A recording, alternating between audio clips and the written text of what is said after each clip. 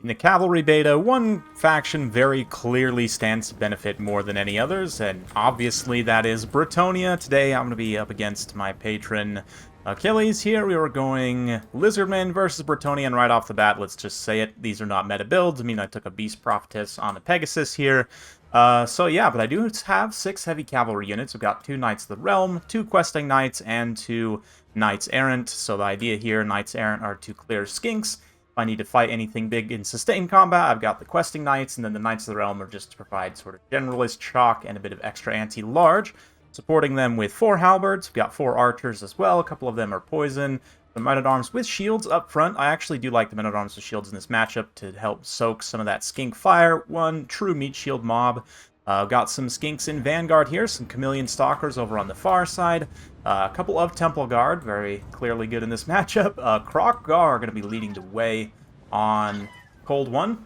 We've also got a Source Scarvet here, Pox Cohort, some Javs, Skink Priest of Beasts, so both sides going heavy on the Beasts, and some Pterodon Riders, which are obviously a very strong unit in general. So, here we go. Yeah, Hand of the Gods going to be popped right off the bat. It's very hard to see on this desert background, but it does come in and pop the Prophetess right in the face. Obviously, I don't have any healing. Granted, she's relatively cheap, but on this left flank here, I'm going to just try and not overextend. Basically, I want to try and take this engagement where it's favorable to me, where the Temple Guards are not able to get involved, and I can potentially collapse. I'm actually going to detach these Knights Errant here, just because they're not really going to win this fight. They kind of bait a little bit here, pull away from Krogar. He's going to get a couple kills on them, as will the Pox Cohort. But again, I want these guys going after the Skinks, so I'm going to sweep them up and around this other flank to help support the infantry fight, while the Knights of the Realm and the Questing Knights come over to try and collapse the Pox Cohort. Some of the swordsmen are also being thrown in here. A little bit danger close for the archers, but they're raining in fire on these Pterodons. But yeah, definitely bad time for some of these polearms. Just getting double collapsed here by the Temple Guard and the Pox. Also getting a Manticore summon up for the Lizardmen. I do have a Grail Relic over here on this far side, so that pocket's protected from terror, but obviously not everything is. And the Prophetess being up in the air is definitely at risk of that Manticore, and you can see the Manticore does detach to chase her. But here we go, Pox get caught out just momentarily. I'm able to collapse from multiple angles here. Definitely at risk of getting rock dropped right now, but thankfully we're yeah, able to just use the archers there to continue to pepper. It looks like it does go off, doesn't do as much damage as I initially feared, but yeah, the Drop Sphere of Tepok, I believe, actually has some armor sundering. Yeah, you can see the armor sundered there on the Questing Knights down a little bit, but even still able to collapse those Pox pretty efficiently. Still taking some damage in the process, though. Meanwhile, over on the other side, yeah, these Stalkers are still trying to get into the fight. They were Vanguard deployed in the corner, just a little bit far from that engagement, but they're now going to come in potentially and start to make a difference here. My archer line's more or less unprotected. I really have no idea that they are there, so yeah, Knights Errant again just reaching out to try and demolish skinks wherever we can. This kind of pocket of Temple Guard is one we may try and avoid, but I do have the Assault of Stone. This is an item from the Prophetess not a lot of people know about. It used to be on the Troll Hag as well, actually.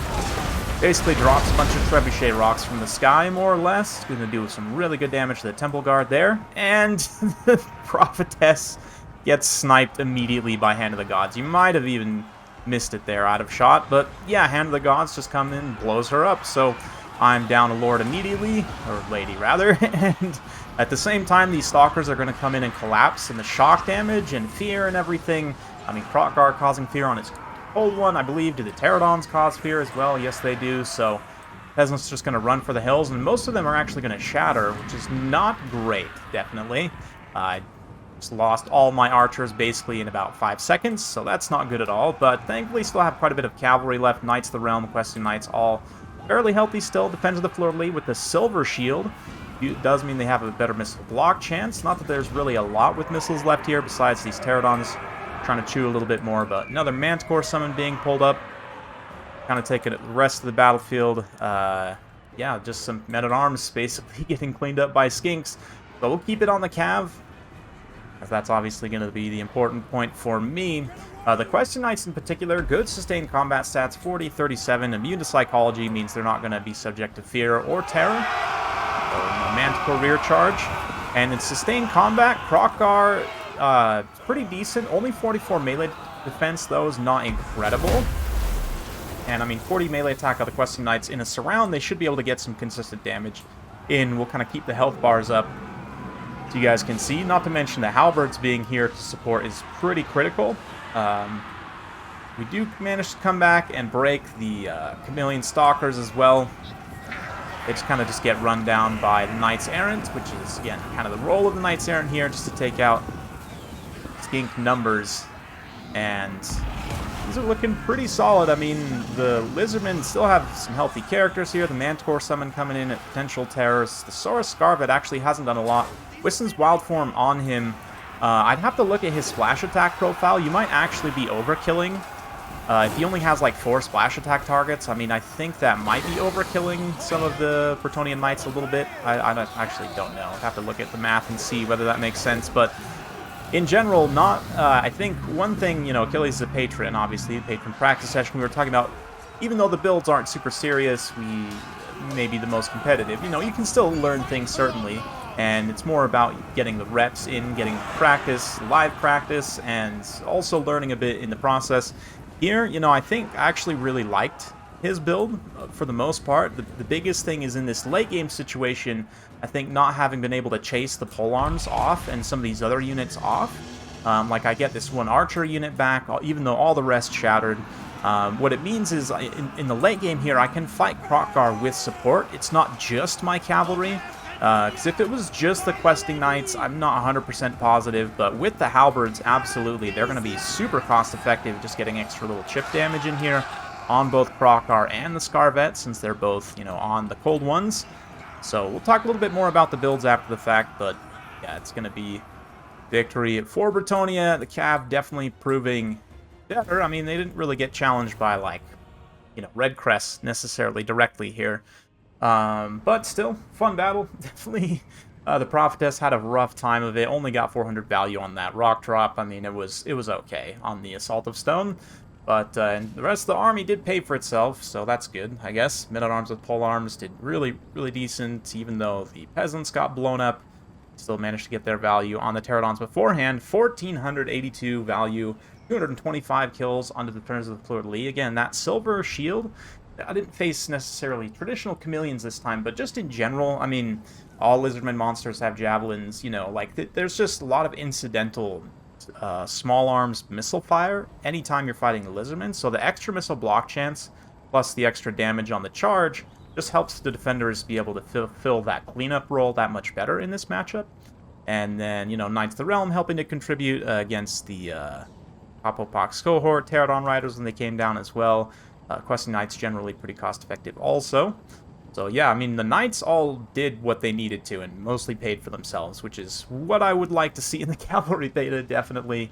Not having to have Bretonnia rely so much on the Fey Enchantress for everything. For Venn diagram here, my patron Achilles, Krokgar, definitely a beast. And in this matchup, you know, I kind of see these two trying to go after the Fey Enchantress, double Paladin. I still don't know, you know, 2v3, how that fight's going to go necessarily, especially because you don't have healing. But I do like to pick up Krokgar, actually. I would almost wonder if you take Krokgar and the Scarvet on foot, they're not going to be subject to the anti-large of Paladins or, you know, like Knights of the Realm. And just in general, it's a smaller hitbox to get surrounded. So, yes, you do lack the mobility, but eventually they're going to have to come try and kill you. I might think that just taking them on foot as sort of like a single entity halberd would be better. Likewise, on the story of halberds, I mean, Temple Guards are definitely pretty solid in this matchup, but I feel like it benefits the Lizardmen more right now to go wider.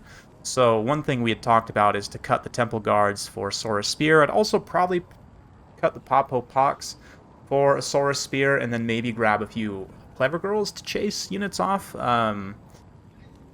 Yeah, the Pterodons did pay mostly for themselves. The one of them kind of got lit up by archer fire, and then I'm not sure exactly chased off somehow.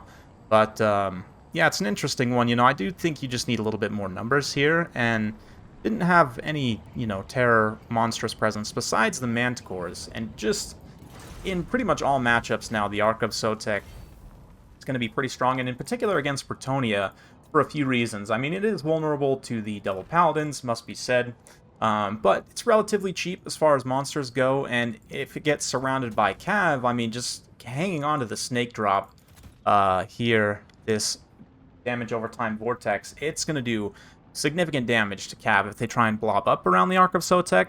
Not to mention 140 armor and 1,000 cost means it's really cost inefficient for Bretonnia to try and shoot this with their archers, which is something that can happen to other monsters like, say, a Carnosaur, only 95 armor. Even a Dread Saurian in the past has been good in this matchup. 100 armor is solid and it has quite a bit of HP, but it's such a big hitbox that like 100% of the arrows are going to hit.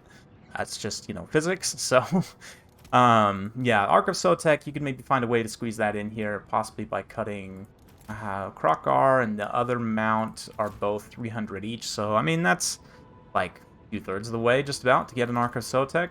Anyway, let me know what you guys think down in the comments below, though. I'm going to be bringing you some more Cav beta replays coming up shortly, so be sure to stay tuned for that. Subscribe, like the video, all that jazz. Thanks again. See you next time.